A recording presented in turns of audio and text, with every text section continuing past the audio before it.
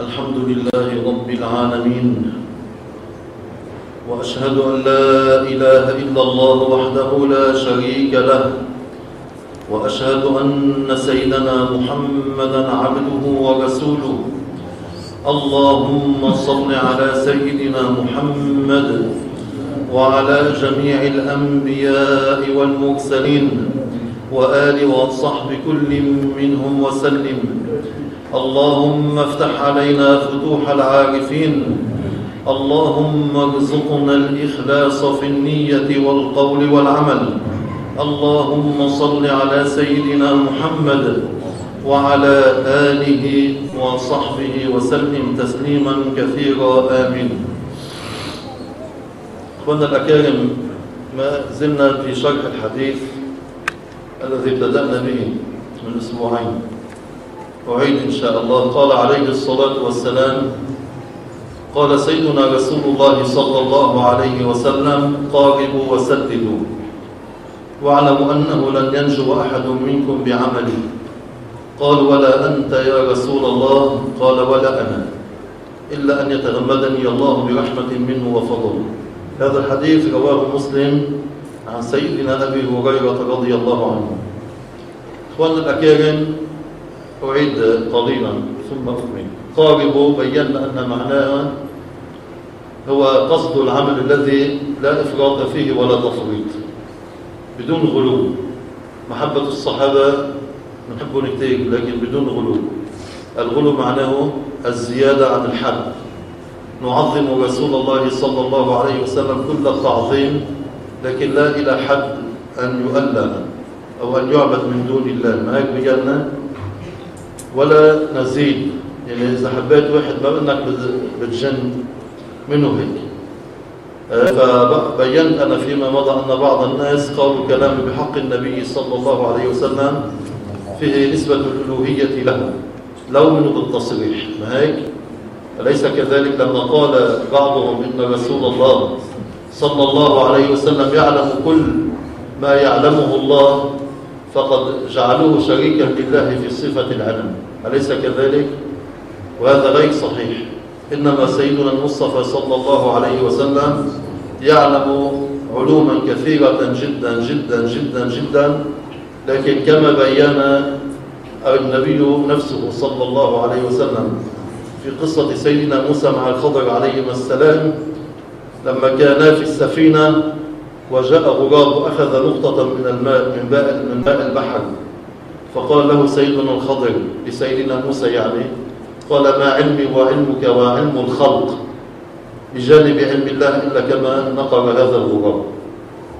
علم الله واسع أيها الإخوة الأكارم، وسع كل شيء. الله عالم أزلا وأبدا.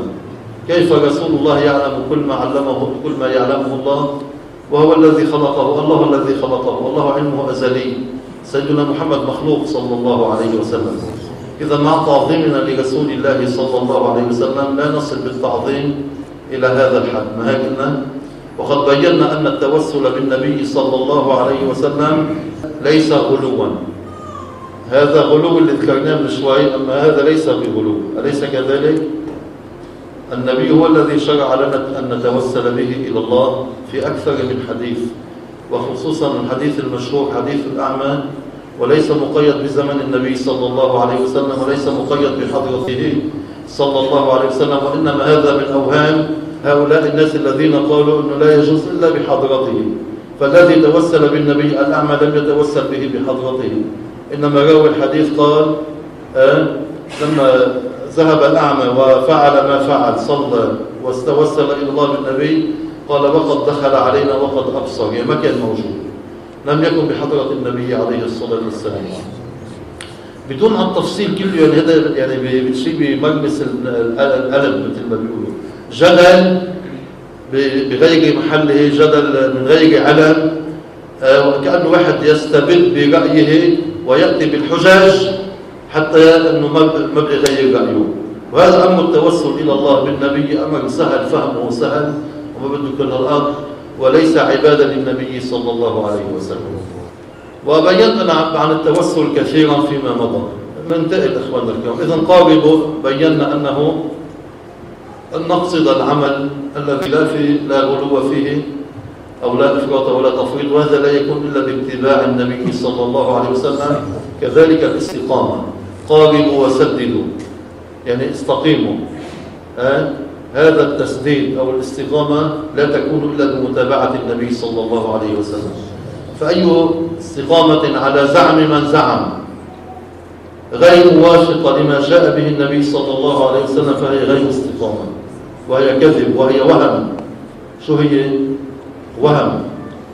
والاستقامة أمر يحتاج إلى مجاهدة نفس عظيمة حتى تستطيع أن تستقيم. بحاجة إلى مجاهدة نفس عظيمة، لأنه كثير من الناس ظنوا الاستقامة أنه هلأ بيصلي وبيثبت على الصلاة وانتهى الأمر. هناك الاستقامة يتعلق بها كل أمور الدين. يعني لو جاء حان وقت الجهاد وأنت تخاف من القتال وشو بدك تعمل؟ الاستقامة أن تجاهد، أليس كذلك؟ كيف أنت تكون مستقيما ولم تتبع النبي صلى الله عليه وسلم؟ كيف يفر من الزحف في وقت لا يجوز فيه الفرار من الزحف؟ مثلا في مشكل بينك وبين شخص، حقك أن تضربه ضربة واحدة، ما هيك؟ أو تسامحه. يكون حقك في هذه المشكلة أن تضربه ضربة واحدة أو تسامحه. فبتلاقي غضب لنفسه، شو عمل؟ ضربه 5 ضربات أو أوصوا. أخذته العزة بالإثم، أنا ابن فلان كيف بنضرب مثلا؟ عم تنتبه معي؟ هنا ماذا تفعل بالاستقامة؟ ليش بده يكون عندك حضور في قلبك لعظمة الخالق وخشية حتى لا تفعل؟ هذا سيدنا رسول الله صلى الله عليه وسلم. وحشي قتل حمزة والنبي أهدر دمه، قتل عمه ومن أحب الناس إلى النبي صلى الله عليه وسلم، ليس فقط لأنه من أعمامه، إنما إيمانه كان عظيما وكان مدافعا عن الدين، وهو أسد الله رضي الله عنه، هكذا النبي سماه صلى الله عليه وسلم. ومثلت به هند زوجة أبي سفيان، وكان رأس الحملة أبو سفيان على رأس الحملة، وكان في المعركة خالد بن الوليد رضي الله عنهم. فلما أسلم وحشي ماذا فعل النبي صلى الله عليه وسلم؟ يعني واحد مثلا من نبي حول مثل واحد مثلي هيك حصل بحس هو بده يعض يفصفصه بسنينه إذا بيقول لك معي مثلا فأسلم، ماذا فعل النبي؟ خلص وقف. عم تنتبه شو معنى الاستقامة؟ لما تاب الإسلام يجب ما قبله، انتبه. من منا يستطيع أن نفعل هذا الفعل؟ يعني أغلبنا الله يوفقنا لذلك، أغلبنا بينتصر بنفسه. فالاستقامة منها كلمة بالتام، هي عمل بدها مجاهدة نفس. عم بعطيك بعض الأمثال. خالد بن الوليد كان سيفا مسلطا على المسلمين، وأنا أقول من ما بيقول مثل ما قال بعضهم خالد بن الوليد لم يهزم لا في شرك ولا في إسلام، مو صحيح. خالد رضي الله عنه هزم في بدء الأمر ثم هزم في نهاية المعركة، منتبهين؟ لكنه استغل الفرصة، فرصة نزول الرماة عن جبل الذي أو التلة التي أمرهم رسول الله أن لا ينزلوا عنها إلا برأيه أو بإذنه، فنزلوا قبل إذن النبي صلى الله عليه وسلم، فانكشف ظهر المسلمين. أسلم خالد بن الوليد وجاء معتذرا إلى رسول الله. ماذا فعل النبي؟ بعد أن قتل أصحابه ماذا فعل صلى الله عليه وسلم؟ خلص الإسلام شو؟